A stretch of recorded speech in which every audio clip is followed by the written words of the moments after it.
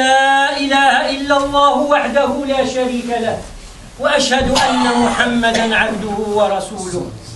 أوصي نفسي أولا ثم إخوتي بتقوى الله.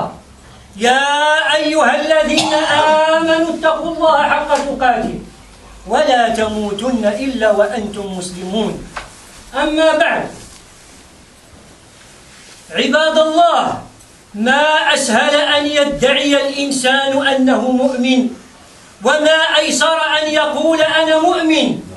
وكثير من الناس يظنون أن بمجرد أن يقول الإنسان لا إله إلا الله محمد رسول الله صار مؤمنا حقا. نقول له لا، لقد صرت مسلما، أما الإيمان فشيء آخر. يقول تعالى: قالت الأعراب آمنا قل لم تؤمنوا ولكن قولوا أسلمنا ولما يدخل الإيمان في قلوبكم. لقد دلت الآية على أن الإيمان مرتبة أعلى من الإسلام الذي هو الاستسلام والانقياد بالظاهر. حتى المنافق كله يقول لك أنا مسلم وما عندك ما تقول، يصلي كيفك ويزكي ويبين راسه، يزكي ويبين راسه، يصوم ويبين راسه كذا، ولكن في الحقيقة هو أعداء الله سبحانه وتعالى. فلهذا الإسلام حاجة والإيمان شيء آخر. Chers frères et sœurs, c'est très facile qu'un être humain prétend qu'il est croyant. Beaucoup de gens pensent que du moment la personne prononce le témoignage La ilaha illallah Muhammadur Rasulullah est devenu croyant. On lui dit non, tu es devenu musulman, mais la foi c'est une chose, c'est une autre chose. Allah subhanahu wa ta'ala dit: les Bédouins ont dit avec la bouche, nous avons la foi. Dis-leur, ô Muhammad, vous n'avez pas encore la foi, car vos cœurs ne confirment pas vos paroles. Dites plutôt, nous sommes simplement soumis en apparence à ton message, car la foi n'a pas encore pénétré dans vos cœurs. Ce verset montre clairement que le degré de la foi est plus élevé que le degré d'être musulman.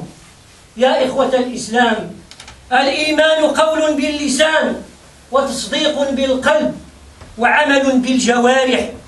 فالإنسان عندما يقول أنا مؤمن فلا بد أن يقدم الدليل، أن يقدم البرهان على صدق إيمانه. وأكبر دليل على صدق الإيمان هو تحرير القلب من عبادة المال. يعني أكبر دليل على صدق الإنسان، على صدق إيمانه، وهو لما القلب يتجرد عن المادة، يتجرد عن المال، يتجرد عن حب الدنيا. فهذا هو الدليل الحقيقي أنت المؤمن. هناك آيات كثيرة في القرآن بينا بأن الله سبحانه وتعالى بينا أن خير دليل على صدق إيمان المسلم وهو الإنفاق في سبيل الله ونصرة الدين.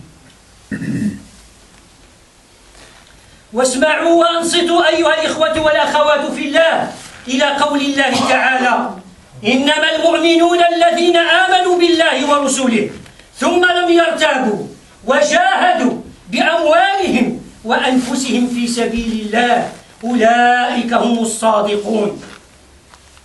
معنى الآية إنما المؤمنون حقا هم الذين آمنوا بالله ورسوله ثم لم يقع في قلوبهم شك فيما آمنوا به وجاهدوا بأموالهم وأنفسهم في طريق طاعة الله أولئك هم وحدهم الذين صدقوا في إيمانهم. ويقول سبحانه وتعالى واصفا المؤمنين الذين يقيمون الصلاة ومما رزقناهم ينفقون أولئك المؤمنون حقا. أولئك المؤمنون حقا. الذي عنده الإيمان الحق وهو الإنسان الذي ينفق في نصرة دين الله سبحانه وتعالى، خاصة أيها الأخوة اللي احنا موجودين في بلد غير مسلم. الإسلام هو في حاجة إلى نصرة هذا الدين وإلى تبليغ هذا الدين. قال رسول الله صلى الله عليه وسلم: الصلاة نور، الصلاة نور، والصدقة برهان. البرهان على الصدق ديال الإيمان ديالك واش هو؟ الصدقة. لما يكون الإنسان يتصدق في سبيل الله هذا دليل. أي الصدقة دليل وبرهان على صدق الإيمان. كم من إنسان تجده في الصف الأول من المسجد وتجده يكثر الذكر، ولكن إذا تطلب الأمر الإنفاق لنصرة الإسلام تأخر. الدين شيء غالي، فعلى الإنسان أن يضحي من أجل نصرته وإعلاء كلمته بالمال والنفس والولد والوقت والفكر وجميع المجهودات اللي قد عليها الإنسان باش ينصر دين الله خصو يقوم بها، وإلا سوف يحاسب حسابا عسيرا يوم القيامة أيها الإخوة. لأن الدين هو ماشي مسؤولية نتاع 4 ولا 5 ولا جماعة ديال الناس، وإنما هو مسؤولية نتاع كل واحد يقول لا إله إلا الله محمد رسول الله. Chers frères et sœurs, la foi est une parole que la langue prononce, et aussi une certitude par le cœur, et aussi les actes. La personne, quand il dit « je suis croyant », il doit donner la preuve qu'il est vraiment. Et la plus grande preuve que la personne est vraiment croyante, c'est libérer le cœur d'adorer l'argent. Écoutez, chers frères et sœurs musulmans, qu'est-ce qu'il dit notre Seigneur Allah subhanahu wa ta'ala dans ce sens? Il dit: les véritables croyants sont ceux qui ont cru en Allah et son messager et dont les cœurs n'ont éprouvé aucun doute au sujet de leur foi. Ceux qui ont lutté avec leurs biens, qui ont lutté, qui ont dépensé pour la cause d'Allah subhanahu wa ta'ala. Approchez les frères, jazakumullah khair, si je suis jazakumullah khair.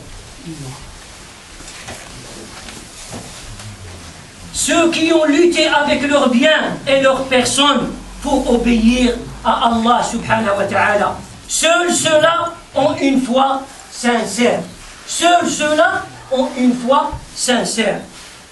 Le prophète sallallahu alayhi wa sallam a dit: la prière est une lumière. L'aumône, ou bien la charité, ou bien le dépense fi sabilillah est une preuve.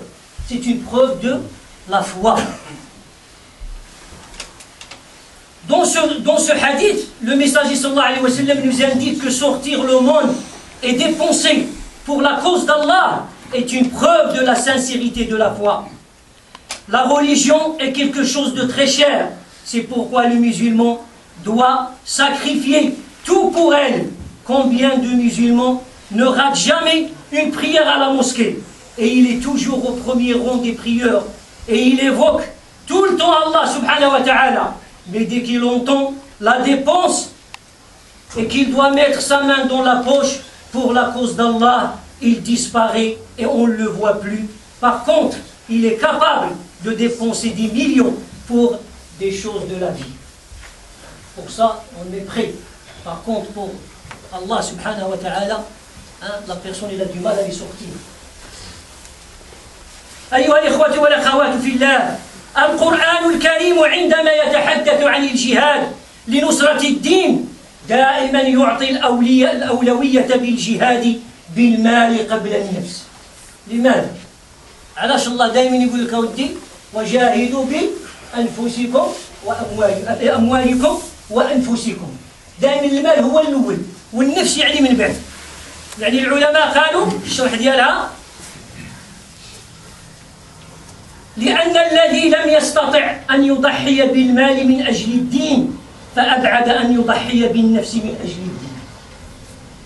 واحد اللي ما يقدرش يطلع الفلوس من أجل الدين باش ينصر الدين، هذا لو كان يعني توجب الله ما فينا حرب ولا حاجة أتصيبه هو الأول يجيب الفيستا. لأن الإنسان اللي يطلق لما تجي المسألة ديال الجهاد يكون هو الأول.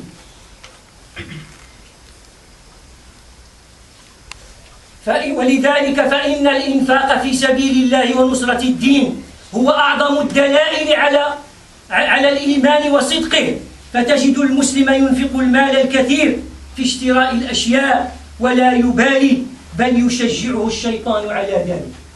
وهنا يعني وقف بعد الوقفة باش نبين لكم بأن الشيطان لعنه الله كيفاش يعني يحرض اللي هما يديروا الحرام باش يزيدوا، وكيفاش كذلك يمنع المؤمنين عن الإنفاق.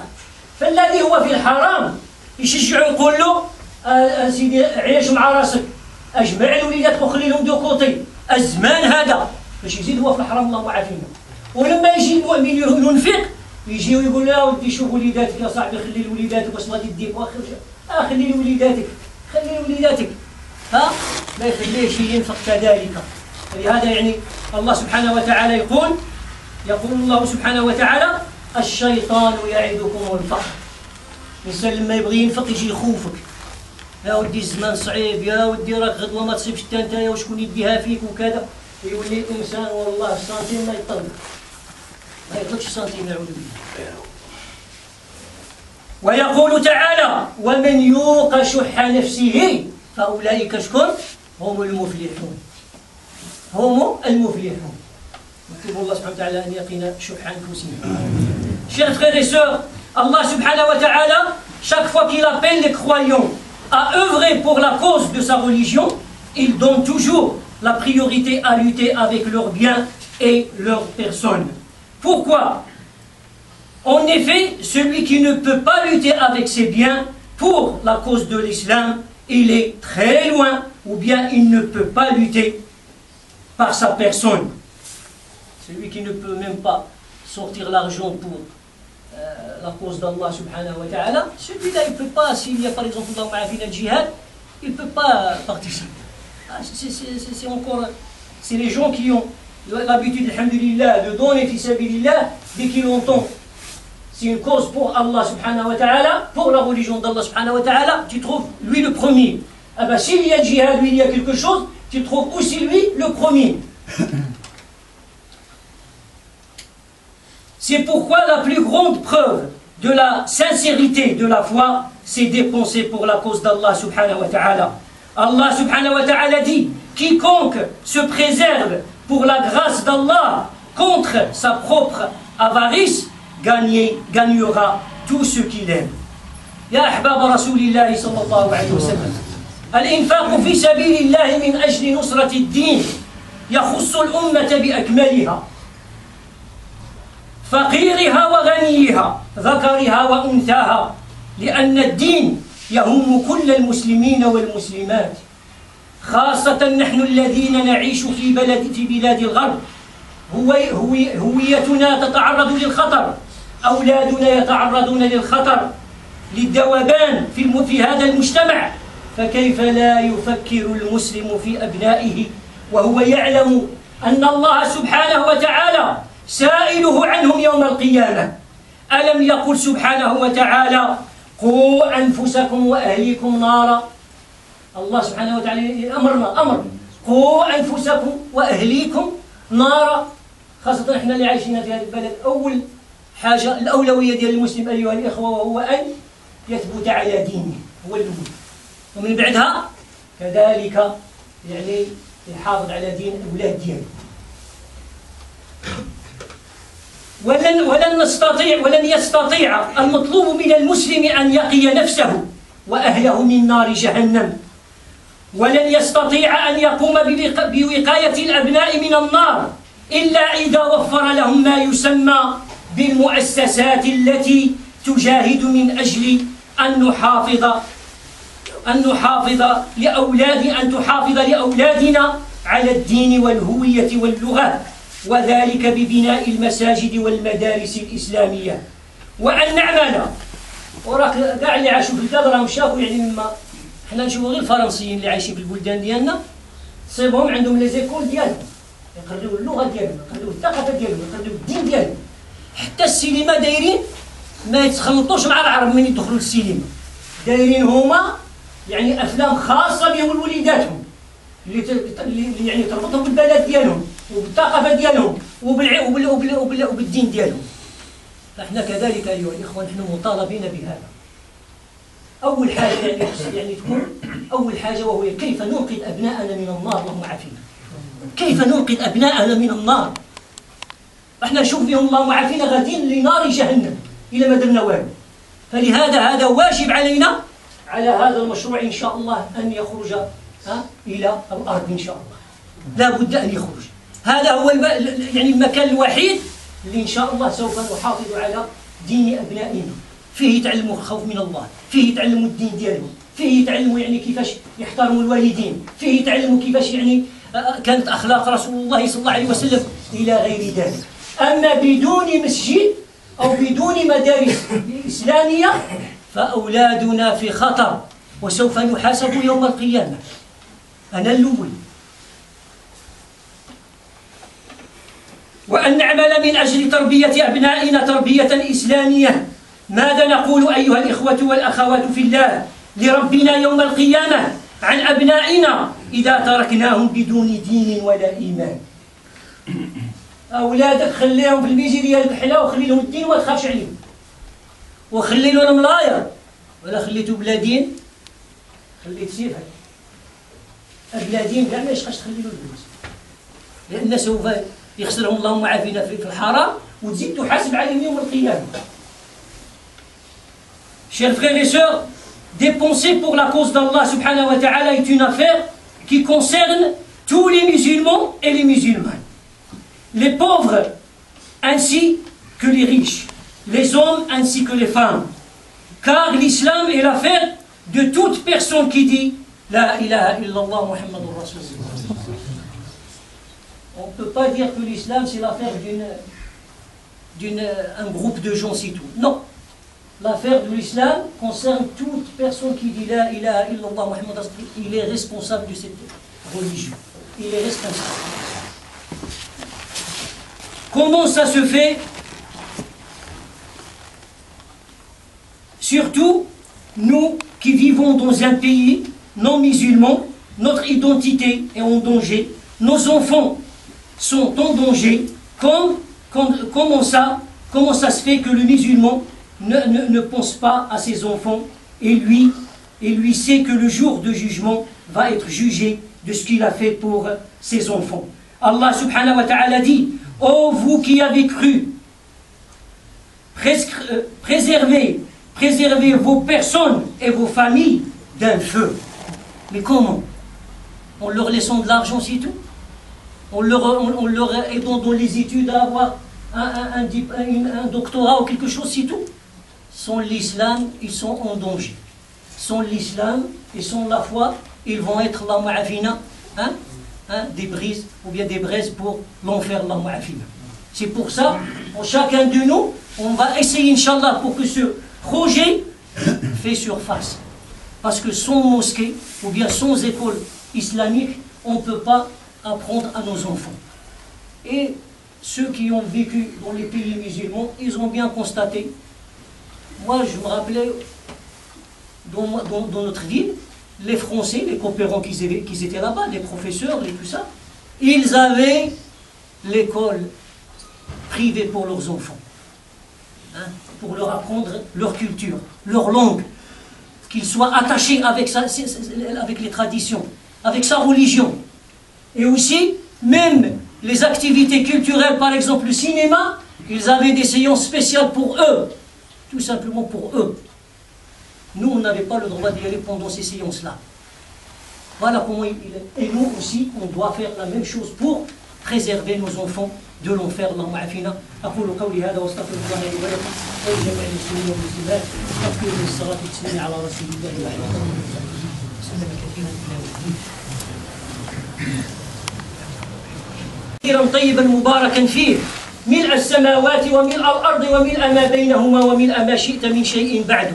والصلاة والسلام على أشرف المرسلين وعلى آله وصحبه وسلم كثيرا إلى يوم الدين.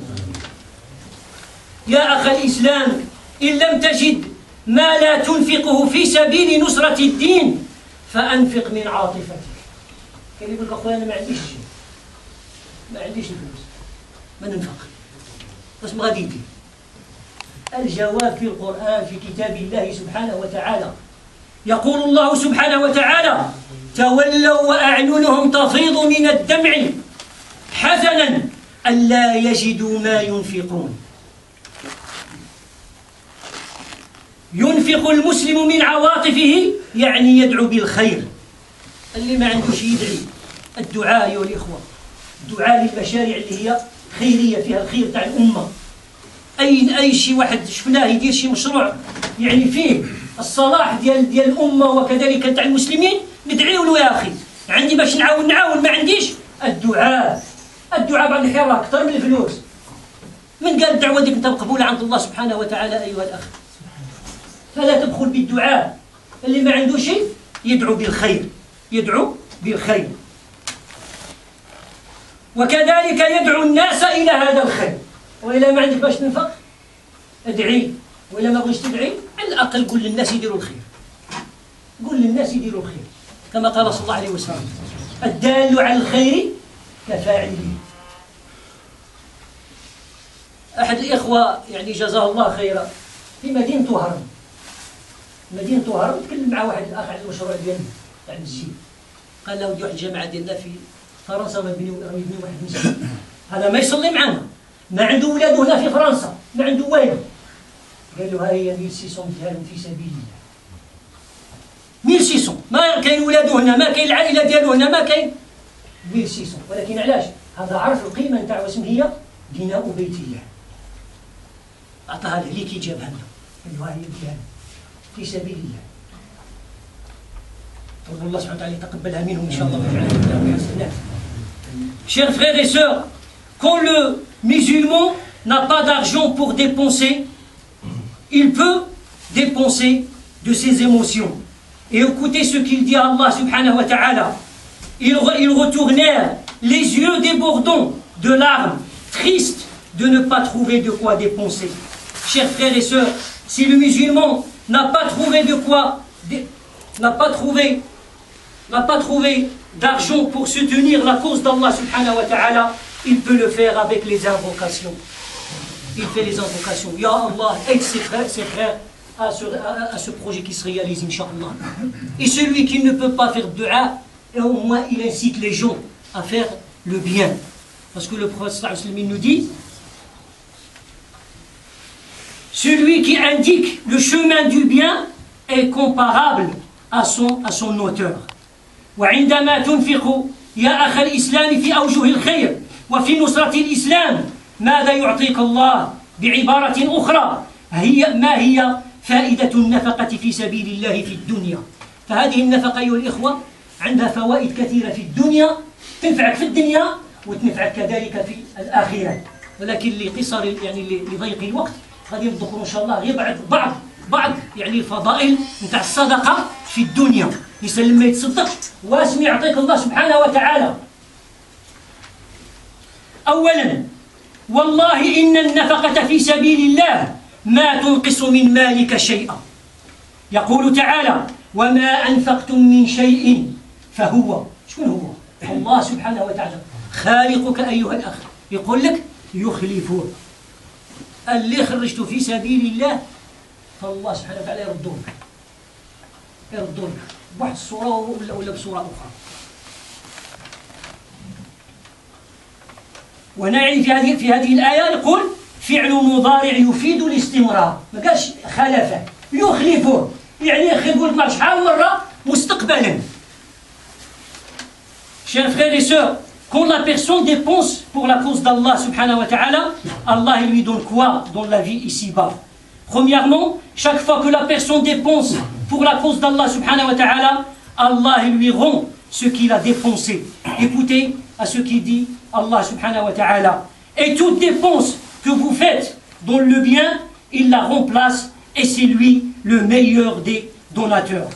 يا أحباب رسول الله صلى الله عليه وسلم. الفضل الثاني للصدقة في الدنيا أنها دواء لكل الأمراض. داووا مرضاكم بالصدقة، يقوله صلى الله عليه وسلم. الإنسان من يكون هو مريض ولا مرض له شي واحد ولا أول حاجة ديرها خرج واحد الصدقة في سبيل الله بنية أن الله سبحانه وتعالى يشافيك ولا يشافي هذا المريض اللي عندك ولا، فالله سبحانه وتعالى بفضل هذه الصدقة اللي تصدق بها يشفي هذا المريض. Chers frères et sœurs, deuxième avantage de l'aumône dans la vie ici-bas, c'est une guérison pour la maladie. Notre messager sallallahu alayhi wa sallam dit, demandez la guérison à vos patients, ou bien à vos malades, par la charité ou bien par l'aumône. ثالثا أيها الإخوة والأخوات في الله يرفع الله تعالى بالصدقة البلاء يقول رسول الله صلى الله عليه وسلم الصدقة على وجهها. ما معناها على وجهها؟ لأنك تخرجها علاش؟ تريد بها وجه الله، ماشي تريد بها باش يقولوا عليك الناس ما شاء الله فلان كريم ولا كذا، لا، أنت تخرجها تريد بها وجه الله. فإذا صدقتها تريد بها وجه الله. واصطناع المعروف وبر الوالدين وصلة الرحم تحول الشقاء إلى سعادة وتزيد في العمر وتقي مصارع السوء. وتقي مصارع السوء. Chers frères et sœurs, troisièmement, le monde préserve des issues du mal. Notre messager sallallahu alayhi wa sallam dit, le monde fait pour son vrai objectif l'acte du bien, la piété filiale et le maintien du lien de parenté transforme la misère en bonheur et font accroître la longévité et préserve des issues du mal. Tout au monde que la personne est dans fi sabilillah, ça va, Allah subhanahu wa ta'ala avec ça, il va t'éviter, hein, il va t'éviter un problème ou des problèmes. رابعا ألا تشكر الله ألا تشكر الله على هذه النعمة بعدما كنت في بلدك لا تملك شيئا.